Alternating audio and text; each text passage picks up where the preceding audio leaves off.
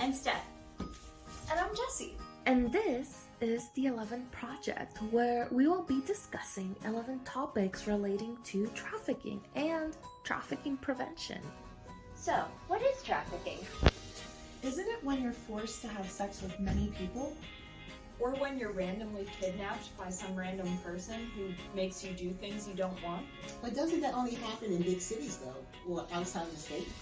Although trafficking can be all of those things, it usually presents itself in more common, local, and inconspicuous ways than we might think.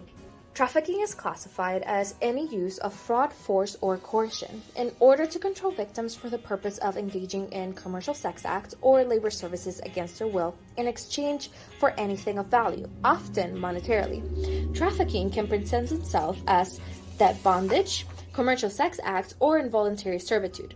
But before we go any further, what is force, fraud, or coercion? Oh, I know. Force can be any kind of physical restraint or harm. It could also be sexual assaults or beatings. I agree, but force can also include monitoring or confinement, especially during the early stages of victimization, to break down the victim's resistance and make them easier to control. That's right. What about fraud? With fraud, we can see false promises regarding employment, wages, working conditions, love, marriage, or the chance at a better life.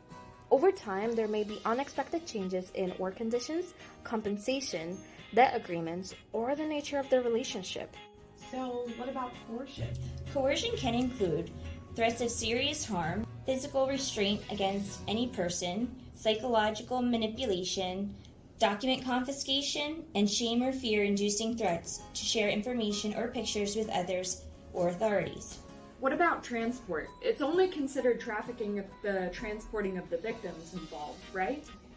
Actually, although transporting can be one of the acts present in trafficking, it is not the only needed defining factor for it. Other acts that can constitute trafficking can involve recruiting, harboring, providing, obtaining, soliciting, and/or patronizing. As you can see, trafficking may not be as straightforward as one might think. Like many things, it is within a spectrum and it has many rolling parts. But it is also for this reason that we can have many different ways of practicing prevention. But why does trafficking happen? That is a wonderful question, but one that we will answer tomorrow. Join us back this week if you'd like to keep learning about trafficking and how to prevent it.